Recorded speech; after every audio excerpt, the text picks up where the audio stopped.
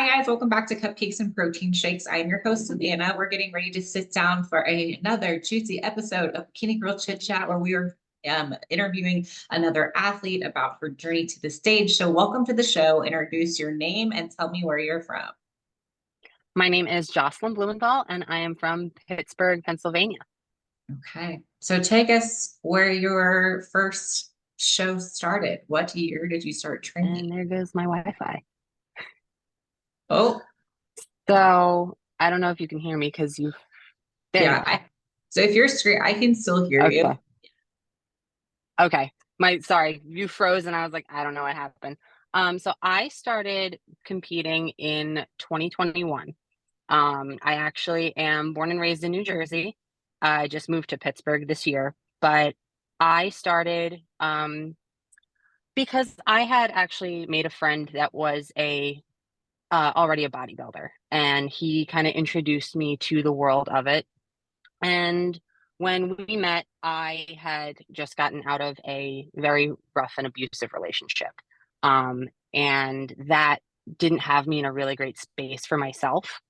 I was hiding from my ex in the gym. I was spending 3, 4 hours a day just doing whatever I could to kill time and just worked myself down. And a friend of mine who ran a supplement shop in New Jersey pulled me aside one day and said, "You don't look good. Like, you don't look healthy. You don't look okay."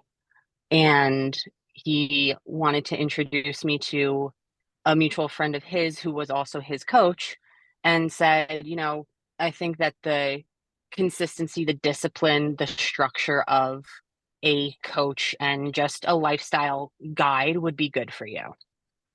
And I reached out to him and we talked, and he was the one that brought up the idea of competing. My former coach, his name was Kyle Wilkes, which many people obviously probably know him very well through the circuit for being a coach for a lot of very prominent male competitors, Anthony Mantello, Anton, who just won the overall at nationals for classic physique and is your newest classic physique IFBB pro. So he is very well known throughout the circuit, and he is very, very well known in New Jersey. So I was like, cool, yeah, you know what? Why not? Let's try it. And I had my friend who is a bodybuilder. He's a classic physique pro as well. And everybody just kind of was like, So I started a 14-week prep. We had chosen wellness as a division for me because I have always been lower body dominant in terms of my body type. We had looked at everything and determined that it was definitely the best fit for me. Growing up, I was a dancer. I did martial arts, so I was always very muscular in my lower body, and that's just kind of how things worked out. And I liked the overall aesthetic of the division. I absolutely love the look of wellness. I think that it is just a physique that is opinion. And I was like, yeah, we can shoot for this. And I ended up falling in love with the process. The consistency, even though the repetition gets very monotonous in what you eat and what you do, that at that point in my life, it did exactly what my friend said it would do. It gave me a chance to focus on me. It gave me a chance to really rediscover myself because my entire focus was on doing this for me and doing this for this show. My first show was the East Coast Championship in Wayne, New Jersey, and that was in November of 2021.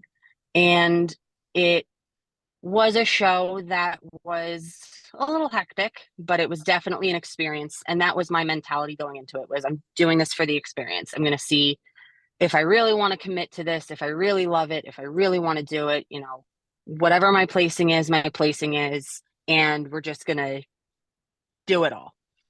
And I ended up placing fourth in novice and fifth in open.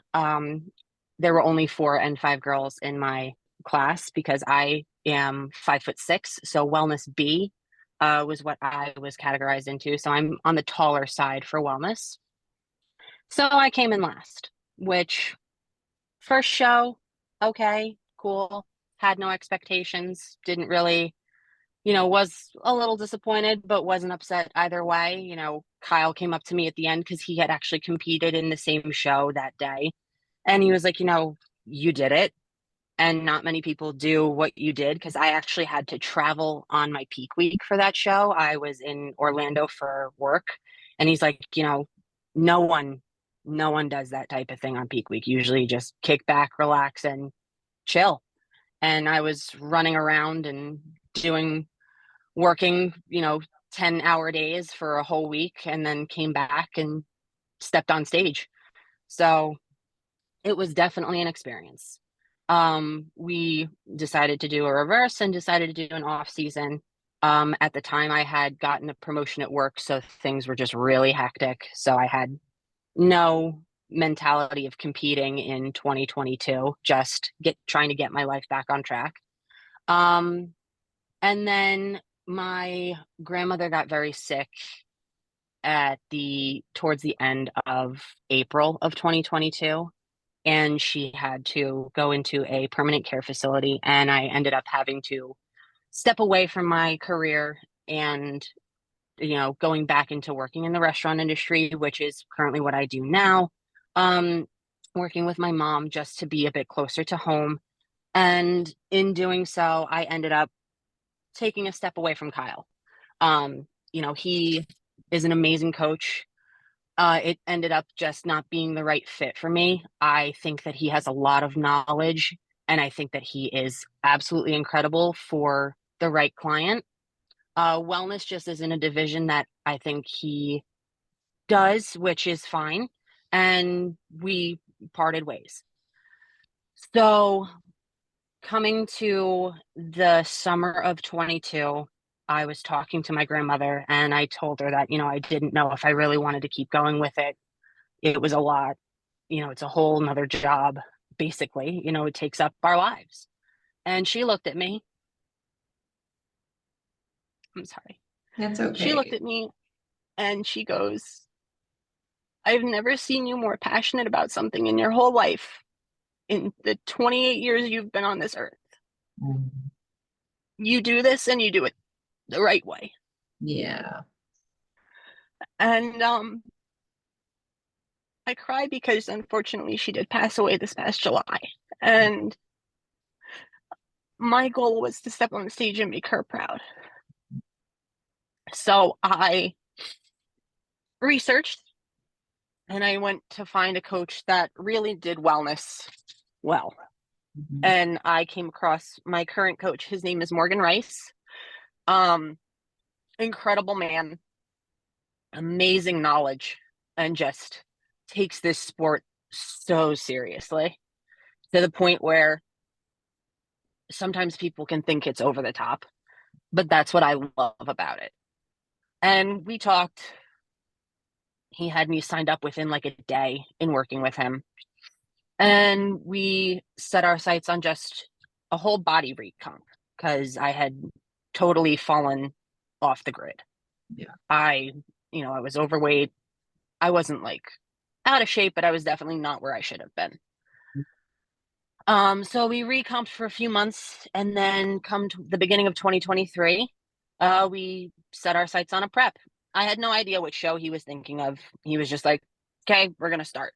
And I was like, awesome. And it was a whole different ball game. It was constant communication, constant, making sure everything was on point, making sure my form in my workouts was right, making sure I was lifting the proper way. I came out here for the first time to train with him a couple weeks ago to the day, a year, and training with him in person was amazing. And that was definitely something that I missed the first time around. And that is something I can definitely speak to, is if you are able to train with your coach in person, even if it's just 1 or 2 sessions in every couple of months, if you're not local, definitely do it, because it gives them a chance to see your physique in person. It gives them a chance to really see how you train. And if you're fortunate enough to have a coach that has that knowledge, that doesn't just, tell you to do a lift, but tells you why and the mechanics and really breaks it down, it can change how you train by leaps and bounds. And I saw so much progress in my physique with him alone, just in the few months of my prep with him, that really lit that fire. And then we finally talked about what show he was planning for me, and it was the Pittsburgh Pro-Am, which I did in May 2023. And that show is an incredible show. It is very well run. Gary Udit runs an amazing, amazing show. And it was so cool to see the pros compete the day before me. And it was really cool to see, like, okay, like that's where I can be. That's where I can go. And I was actually very fortunate enough that my friend, who is a classic physique pro, chose to do the show as well. So it was nice to have him around, and get to see him compete. One of my teammates also did the classic physique pro. It was his pro debut. And he is actually now my boyfriend. And that is how we met. We have Morgan is our coach. And that's, he unintentionally played matchmaker that day. So the whole change and transition to working with Morgan from working with Kyle, and the whole mentality of going into this and really putting my all into it, gave me a whole change of my life. I met my partner. We now live together. I live in Pittsburgh, and it's just, my whole life took a whole different trajectory than what I thought it Yeah. would. That show I placed third in open, which was really awesome. At a show like that, I couldn't have asked for anything more. If I had won, great. But I really considered this my first real show. East Coast Championship 2 years ago, I was like, what it is, it is. And then winning or placing top 3 at the Pittsburgh was an eye opener. I was like, okay, should I have competed back then? Probably not. I was flat. I was tiny. I definitely was way too small for wellness back then, but we were just doing it for the love of doing it. Now we take it seriously. And after the Pittsburgh, Morgan and I talked, we sat down and we decided that a national show definitely wasn't in the cards just yet. I have a lot of potential to put on a lot more size and more muscle maturity. And just, there's no rush. The stage is always there. And that's another thing. I see a lot of athletes, men and women, that just compete. And it gets, the toll it takes on your body. This sport does a lot to you, whether you're natural or enhanced, it's a lot. And I definitely think that when you take the time to do a proper off season, really take the time to devote building your physique to the best that it can possibly be, you would be amazed to see what you can do if you take time between shows rather than jumping from a local to a regional to a national and getting second, third, not even, call outs, when it depends on what division you do. If you take the time, it really shows in your physique. And we just spoke yesterday, actually, about plans to compete this year, which I originally didn't think we were going to be doing. I had it in my brain that 2023 was just going to be a building season. We weren't going to even look at a stage. And Morgan had hinted at it in October. And I was just like, okay, we'll see where we are. And then yesterday he was like, so 2024, this is what we're doing. And he is the kind of coach that takes into account that my boyfriend is also competing this year. He is a pro. Their goal is the Olympia, which in my eyes is way more important in terms of our dynamic as a couple and coach than me going to try to qualify for nationals. Yes, that's important to me, but in the grand scheme of things, I would prefer his focus to be on my boyfriend. And we talked about that. So when it came to planning my show, we wanted to make sure that I wasn't coinciding with his show, I wasn't overlapping.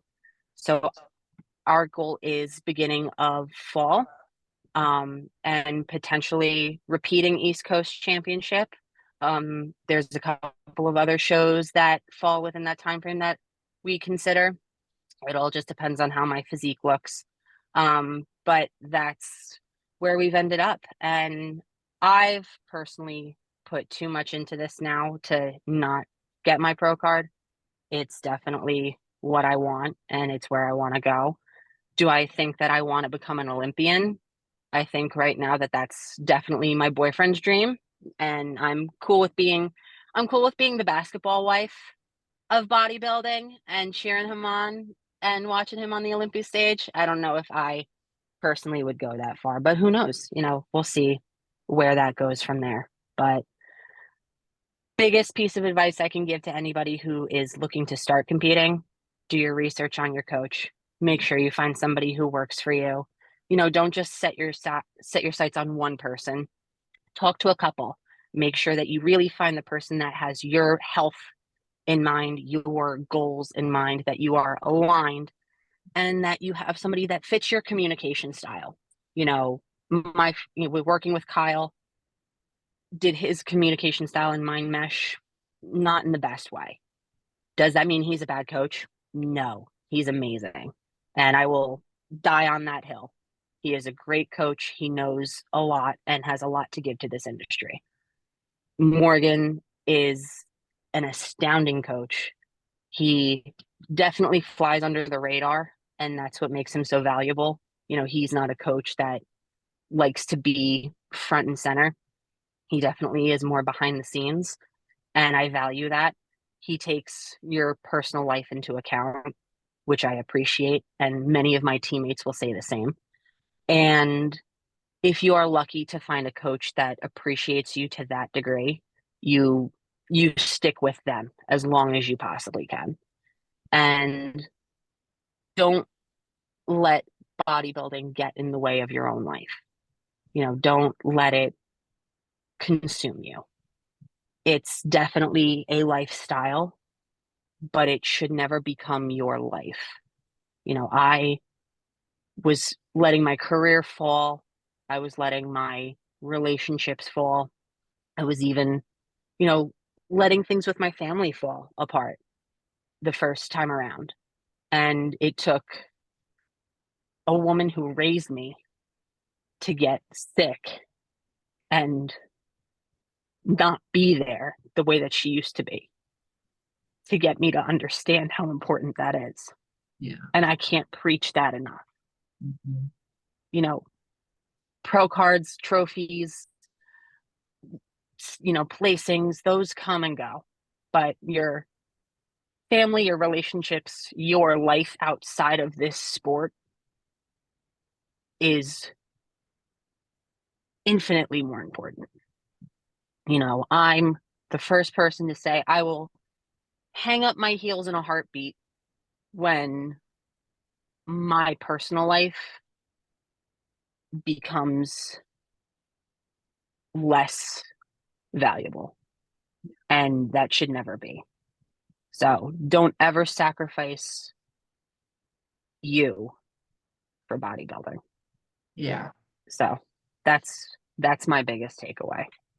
I mean, you provided so much knowledge. So thank you for being like open and transparent about your journey and just I mean, I can feel the emotions. Like it is emotional. Bodybuilding is a very Oh emotional. yeah. You go through the ups, the downs, and it does take some time and it takes unfortunately, like hopefully by sharing these type of stories, we can prevent other new athletes from making the same mistakes that we've made.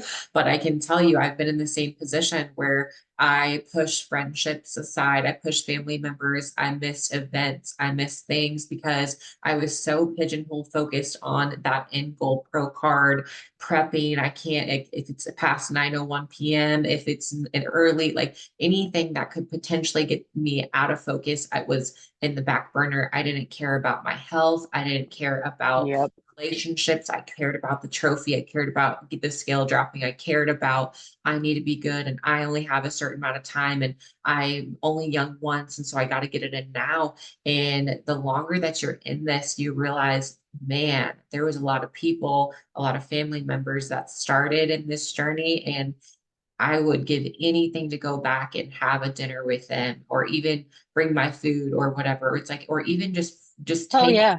just enjoy a home cooked meal from someone that you truly love. Like that time is never like you will never get time back. You There's never get it back. yeah, there's always time to get lean. Like there is. There's always a stage there every single weekend, every single year, anywhere across the world. There will be You a know, stage. But there'll be and it's a sport that, it doesn't matter your age either. Like there's you can, you know, back when I started 2 years ago, granted, I didn't think I was going to be in a relationship the way that I am now. I was like, yeah, kids, whatever. My health can go to complete hell, and as long as I win, that's fine. I'm now with somebody that wants to have a family, and that makes me prioritize my health that much more. If you want to have a family, if you want to have kids, especially as a female athlete, if you don't prioritize your health, you put yourself at such risk for so many things. And it's definitely not something you really think about until you're put in that position. I know a few athletes that have issues like this, but I actually have a very large history of thyroid issues in my family. My cousin has hyperthyroidism. My grandmother and my mother had and have hypothyroidism. My mother has acromegaly, which is a growth hormone disease, which is something that we really monitor in me. Morgan and I get blood work regularly, more regular than most athletes probably do. And it's just there's so many little things that if you don't watch can change the trajectory of your whole life. And that's just medically. And that's something that I feel like a lot of athletes don't really don't think about. And yeah, it's probably one of the biggest mistakes that I think we all yeah, make, because we want to do whatever we can do to win. yeah. And then it's like, well, crap. Like, what have I done? Exactly. It's like you get into the sport and years go by quickly when you're competing. And, these extreme methods and measures for dieting for year round, which is the reality of bodybuilding and its extreme dieting swings and weight gains. And if you don't know how to manage it and how to work with your health, like it's really not healthy to be like losing 15, 20 pounds every prep. It's really Mm-mm. not like like if you think about it as like a normal person, if a normal person on the street came up to you and says, okay, once a year, I'm going to gain 15 to 20 pounds and then I'm going to work all year to lose it, you would be like, what the fuck? Like that doesn't make any Oh sense. yeah. I have so many people, and here's the really funny thing. I'm a pastry chef and I'm a bodybuilder. So when people say to me, "How do you do that?" I don't eat anything I make. And I haven't for years. And this is before bodybuilding. My mother went to culinary school. She is a pastry chef. I learned everything from her. I worked with her from the time I was 15 till up to 2 years ago when I took over for her, because she had to retire and do something less strenuous. So for years I've made desserts, and I haven't tasted them because I know what they taste like. I've eaten them for years. But once I started competing, I became so obsessed with, oh my God, I can't even taste it. It's a new flavor of something. I can't taste it. I can't even no, nothing. Now I'm like, I need to know what it tastes like. So yeah, I'm gonna have a forkful. Is that forkful going to drastically change my body composition from check-in to check-in? No. And that's what people, I'm not going to sit here and say, eat off plan, go for it. Absolutely not. This sport is trust the process. And I know that sounds corny, but you eat your meals, you do what you're supposed to do, you follow your plan, you do your check-ins, you do your training. But there are things that happen. And it's all about honesty too. You can't sit there and go have cocktails with girlfriends and then turn around and not tell your coach about it because your weight went up 3 pounds and like, oh, I don't know why. No, like Morgan knows what I do for a living. I bring him stuff all the time too. He eats stuff that I make. He's coaches eat too, guys. Just so you know, coaches eat off plan too. And I'll say to him, hey, we made a new dessert at the restaurant this week. I had to try it. I had 2 forkfuls, not the end of the world. If I'd eaten a whole slice of something, that's understandable. But when I'm tasting something for quality control, that's my job. It's something that I had to learn to not be so crazy about because I Yes. got crazy about it. Like I was like, oh my God, I can't. See, like so Oh many yeah, things, like I we're look nuts. back and I am just thinking like when you're calorie deprived, you can't think logically. Even No, though you don't realize it at the time and you're like, oh yeah, whatever. Like you're not thinking logically. Like you barely have enough brain power to get cardio done, let alone make smart decisions, which is very concerning because you do diet for a long time and to get stage lean, you have to go past a certain point of health. So yeah. sometimes I look back and I'm just thinking like, what was going on in my What did I do? like, Yeah, why? But and that's the same thing with food. It's like I used to think if I would even go out to like going out to a restaurant was a thing. I could not. I could not. And it's just because I believed in my head that if I didn't have control over the exact grammage of the chicken breast and I couldn't see how it was prepared, that chicken breast would cause me to lose. And I couldn't risk that because I'm working so hard and I'm prepping yeah, so hard. And I mean, the longer you do this, the longer you realize it has to be a lifestyle. You have to make it sustainable. And sometimes that means having exactly. a bowl of food or going out to a restaurant and making it work for you. But these are like things Absolutely. that you don't really like, no one really tells you this. No, No one no makes, one tells you this. yeah, no one, All you, especially in social media too. Like I'm the oddball of my generation, 95 baby here, that finds social media to be the absolute bane of existence. And it's sad that it runs the world. It really does.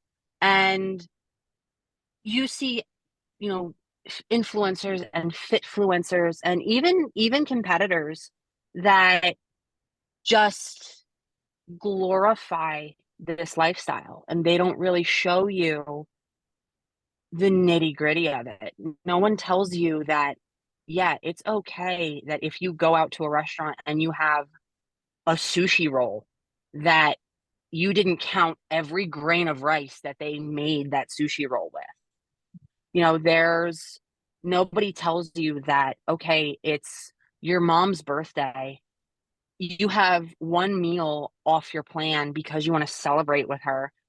It's not the end of the world. If you're in prep, communicate with your coach ahead of time. Hey, this is coming up. What can we do? It's setting yourself up for success. And it's accountability also, because I know competitors who have stepped on stage for pro cards and want to blame their coach for the fact that they didn't win. You had control over it too. Yes, there are things that sometimes you just can't control. Like obviously peaking is an art form and that will forever be an art form. So if you can do it properly and the right way and time it to exact perfection, awesome. But sometimes things happen. I've seen guys spill over because of a rice cake. I've seen girls come in flat because they drank too much coffee. I've seen it all. And I've seen it the most within the last 7 months of my life because of the fact that I now date a bodybuilder and I go to way more shows than I ever did. Because it's just the world that we live in, and being brought into it more now because my significant other is a pro and our friends are bodybuilders and we go to all these shows. You see it. You just see so many things. You see the meltdowns. You see the people that freak out over the box of Dunkin' Donuts that their family brought them. You see people who are planning to do another show after that show and tell everybody around them, don't bring me anything. I'm like, what? Like, there has to be a level of humanity to it. Yeah. You can't become a robot. You can't become this eat, sleep, breathe, train, eat every 2.5 hours, go to bed at this time. In prep, yes, but things happen. And But everyone thinks that they can. And I thought the same there thing. it is. I thought, Yep. I said, fuck these people. I'm going to show them. I'm going to be a prep soldier. I'm going to go. I'm going to get my pro card on my third show. I'm going to go. I'm going to win my first show. Then I'm going to go. Then we get an overall at my second show. And then after I get over, I'm going to go to nationals. I'm going to be that girl that gets a pro card on the first attempt at nationals. Then I'm going to go into my pro debut. Then I'm going to win my pro debut. Then in 5 shows, I'm going to win the Olympia. And I'm going to show everyone if I just grind extra hard and work extra hard, I'm going to be that one person. And sometimes there are those girls that genetically, yeah, okay, they're blessed and they can do it. But at a certain point, you will break. Like Oh it's, yeah. you will, You you will, you and have it the genetic hurt. you have the genetic freaks of the world, and then you have people who are not. Yes. And it's I love the drive in people that want to push hard. Like I'm one of those people. You're one of those people. You and I met. You reached out to me to design my suit for my first show. Like that's how you and I connected. And I watched your journey, and I watched you get to nationals, and I watched your physique change, and I followed your whole story. And when you decided to change to WBFF, I was like, yes, like that's amazing. And you won your first show. Like Yeah. it just there just has to be that realization of what your body can and can't handle. Not everybody is made for this sport. Yeah. And it's Just far. because you go to the gym doesn't mean you have to be a bodybuilder. Just Yeah. because oh yeah, because because of the culture that we live in now and the world that we're in now. And you know, everybody is trying to find that niche that they fit in. I am a pastry chef now, but I worked in corporate cosmetic retail for almost 10 years. I worked in Sephora's.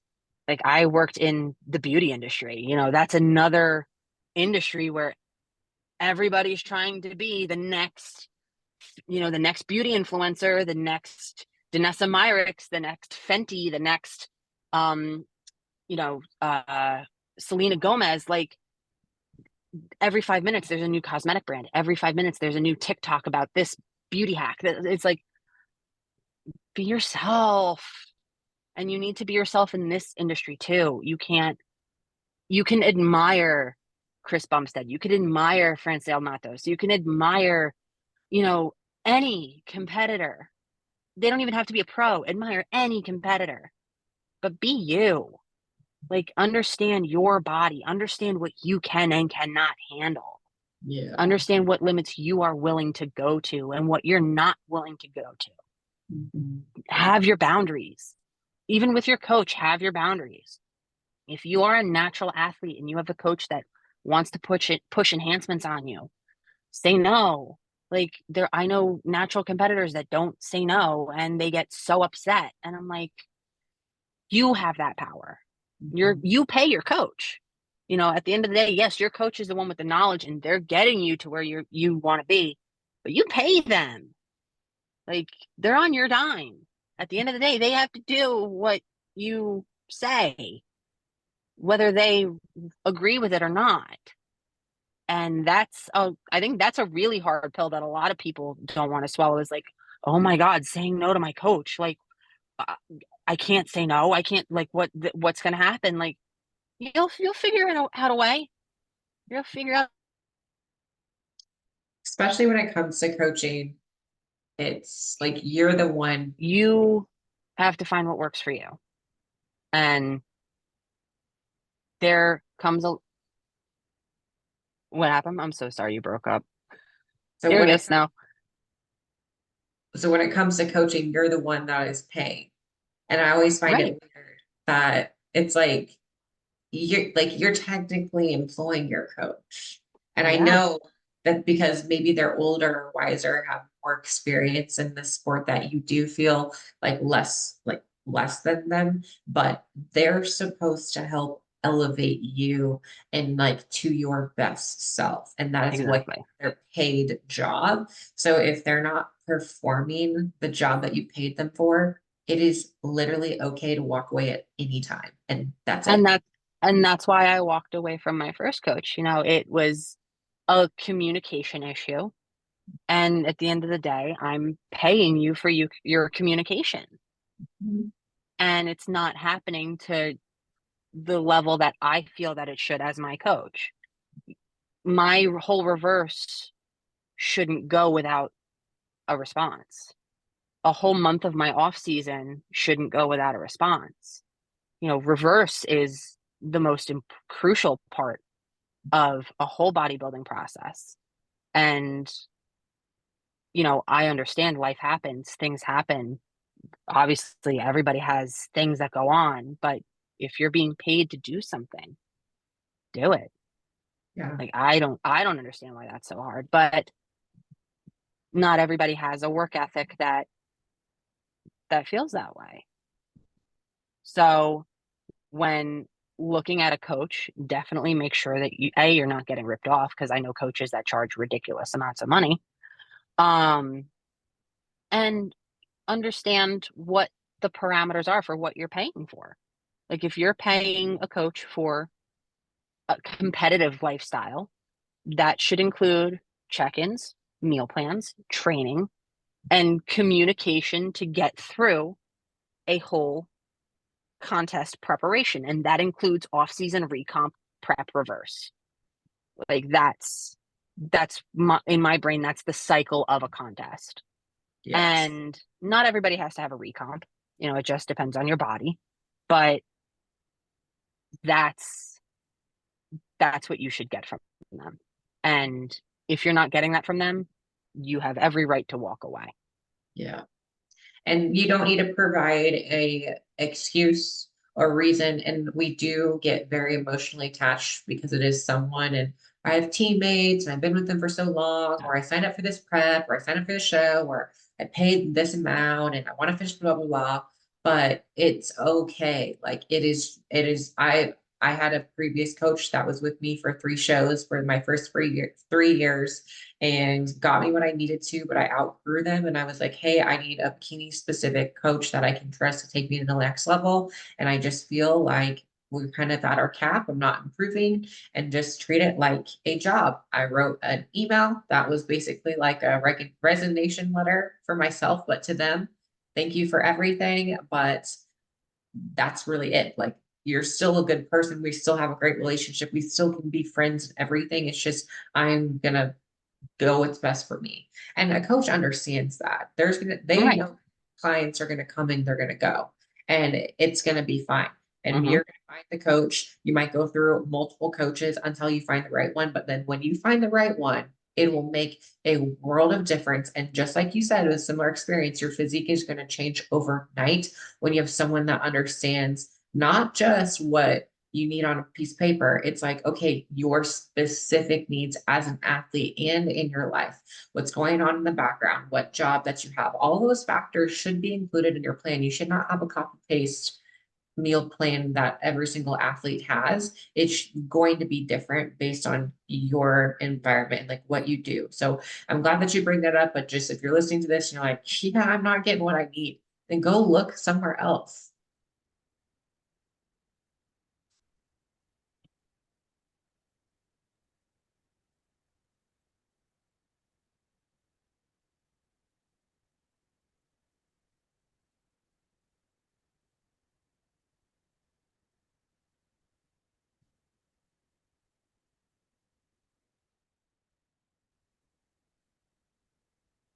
There you are. Yes. Froze for like a minute. But yeah, no, it's like you said, it makes a world of difference when the coach can really like take your lifestyle into account. And that's the biggest thing. Like that's definitely something that should be prioritized. And when you can find that, keep it. And like you said, you can outgrow a coach and clients come and go. But when you find that person that says, I'm going to stick with you and get you where you want to be, no matter what we have to do, you're where you need to be. And that's something that I can't preach enough when it comes to like coaching in general. I'm not a coach. I will never be a coach. I don't have the time. I don't have the knowledge. I'm 28 years old. I've only been competing for 3 years. I have no right to try to coach anybody, but I will point anybody I know or anybody who comes to me that asks about competing in the proper direction. Do I think my coach is the right coach for everybody? No, because there are people that definitely can't handle how blunt and straightforward he is. But I know plenty of coaches and I see coaches on social media and I'm like, hey, maybe this person's the right fit for you. Hey, maybe this person's the right fit for you. It's finding what works. Find a coach that knows your division, find a coach that fits your communication style, and find a coach that prioritizes you and your lifestyle. I like it. I wanted to ask you, what is it like living with another bodybuilder? a Very lot, a curious. lot of, a lot of laundry. We'll start Oh, there. yeah, yeah. A lot of laundry. When you have two competitors that do cardio, train, and obviously work, we go through multiple outfits a day, 7 days a week. And the laundry is just never ending. And then add to it, my boyfriend is 6'3". So massive, big, bulky. This is obviously not mine. I am not an IFBB pro, but just to give you like, it's just big. And so that's one thing. The food is another. Um, Lots of food shopping multiple times a week. We average a good couple $100 a visit. But the one thing I actually love about it is he holds me accountable and I hold him accountable. When it comes to, and I'm not just talking about food, like just anything. I'm tired. I don't want to go get steps in. You need to go get steps in. Let's go get steps in together. I have a free meal and he doesn't. Go get whatever you want, babe. I'll pick it up for you. Or vice versa. If he has a free meal and I don't, whatever you want. You want me to cook it for you? I'll cook it for you. He happens to actually prefer my cooking for most of his free meals because of my love of being in a kitchen. So he's like, anytime you want to cook, go for it. Um, and just the fact that we are able to work our routines together, which I feel like a lot of competitor couples have a tough time doing. And I also contribute that to us having the same coach. Like I actually think that that does play a big part in it is that Morgan coaches the both of us and knows that now we live together and like how our lifestyle has to be with each other. Do we train together? No. Like I actually it's nice if you can with your significant other, especially if you compete. Like it's nice if every so often you can get a lift in together. Like I know I there is actually a competitor couple who is also coached by Morgan that goes to the same gym as us, and they are actually able to train together because she's a women's bodybuilder and he does men's open, so they can train together. Dion is a classic physique pro. I'm a wellness competitor. Our bodies are the legit opposite. He Yeah. trains upper body, I train lower body. I have one upper body day. Yeah. Like wellness doesn't train upper body like that. So there's no point in us training together, but we go to the gym together. We're there. He's there to spot me if I need a spot. I'm there to help him if he needs help. Like we are there for each other, but we don't have to be doing the same thing, which I also appreciate, because while I would love to train with him, he has no need to be doing dumbbell glute squats for however many sets and reps that I do. Just like I have no reason to do chest flies, no reason in the world. And that's another thing too, is like I see competitor couples on social media or even just fitness couples, and I see women doing their boyfriends' workouts. And yes, it's cute for the gram, but you have no reason to be doing that lift. None. Don't train something that you don't need to train, especially if you're a competitor. If Morgan walked into the gym and saw me doing a bench press just Yes. because I wanted to train with Dion, he'd be like, "What are we doing? Yeah. Why? Literally. It's like, why would you waste the energy to even, Why waste the energy?" yeah. Yeah, no. But at the end of the day, I used to say when I became a bodybuilder that I would never date a bodybuilder just Mhm. because of how I perceived the sport to be. I'm not gonna lie. We as competitors, we get a bit of an ego. We get a bit, you know, obsessed with ourselves, and it becomes, because it is a very selfish lifestyle. So I was like, I could never picture dating somebody who does this. Could never picture it. And I'm very lucky that my boyfriend is not only an incredible competitor, but he is one of the sweetest people I've ever met in the whole world. He's never unhappy. He's always got a smile on his face. He's one of those people that literally everybody says to me, I love him. He's awesome. And I'm like, yeah, he is. And I'm very grateful. And he definitely gives me a lot of perspective in this sport because he is a pro and he's been doing this for so many years. And it's something that I don't take for granted because it's an insight that I never would have had if I just did it alone. Because when you, and especially from a guy's perspective too, like what they do and what they go through is crazy compared to us. We go through a lot as female competitors, but they go through a lot too. And it's something that we don't even think about. There's definitely emotions to it for them. There's definitely stress to it for them. You know, there's the pressure of the weight loss, the conditioning, the competitions, the all of it. And having him to bounce off of, whether it's I'm worried about my weight, I'm, you know, I don't understand why Morgan is doing this for my plan. Why, like, and he's like, well, XYZ, well, this and that. And I'm like, because I never would think of it that way. I'm a very emotionally driven person. I'm the first person to admit it, and sometimes to my detriment. Whereas he is very logical and level-headed and more reason-based. I will see something and I'll be like, well, that's because da da da da da. And he's like, no, this is because this. Your body is different than so and so's body. You don't need to do this. So and so may need more like verbal signs of affirmation of like how good they're doing with training. Morgan doesn't think you need that. He's going to push you harder.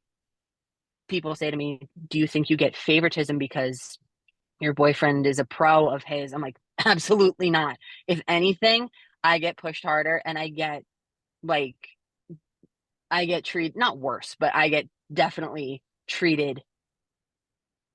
I don't even want to say differently. I I feel that he definitely holds me to a different standard because of it, because of whom I'm around more, because we live together. It's like, okay, lead by example. This is who you live with. This is what he does. This is how he trains. Emulate.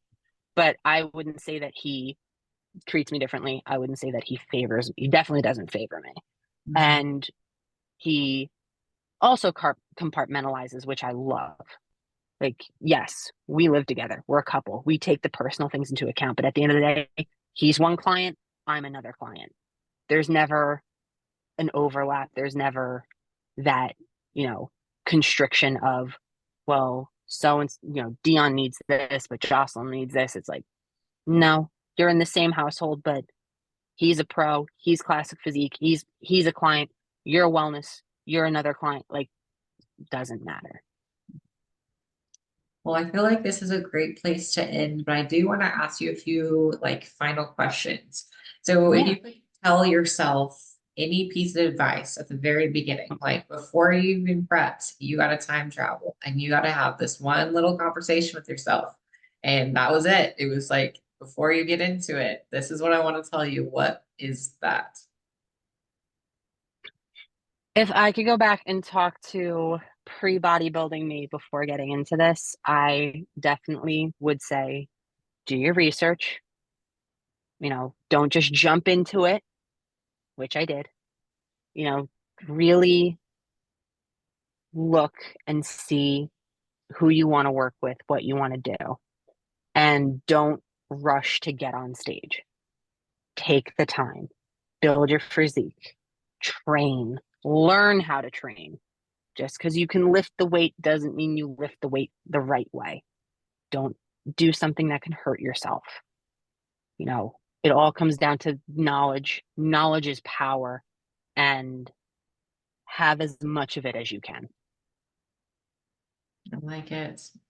And I think this will be fun for you. So last final question. Are you team cupcake? Are you team protein shake?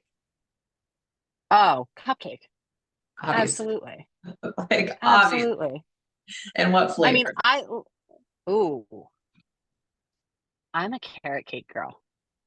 Like, Yes. I love carrot cake. It's my favorite.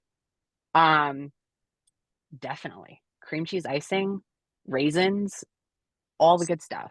Like a lot of layers from the frosting and Yes. ooh, just like fresh, Yes. dense. Mm. Nothing Love better than warm carrot cake with cream cheese icing. It beats a cinnamon roll any day. Yes, it does. I love it. And then I'll just like let you have the floor. So anything else we haven't talked about that you want to make sure, and social media handles, just so if anyone wants to follow up with you, they can. Yeah. Social media, Instagram, j.erinfit. I don't really do many other platforms than that. So anybody wants to follow me there, you'll see a mix of bodybuilding, baking, personal life stuff. You'll see a lot of posts for my boyfriend's gym apparel company, actually. It's called G Grips, lifting socks and lifting gear for the gym. Any of my girlies that like to train without shoes, they are the bomb. So they're always a fun thing to take a look at on my page. You'll always see. And yeah, I think we covered pretty much everything. And this was a lot of fun and I appreciate it. Thank you so much for talking Yeah. to me. Thanks for coming on. I know we had some Wi-Fi weather struggles, but we made it happen. Gotta love it. All right. So I will see you soon and we'll get this episode upcoming in March. Sounds like fun. Thank you so much.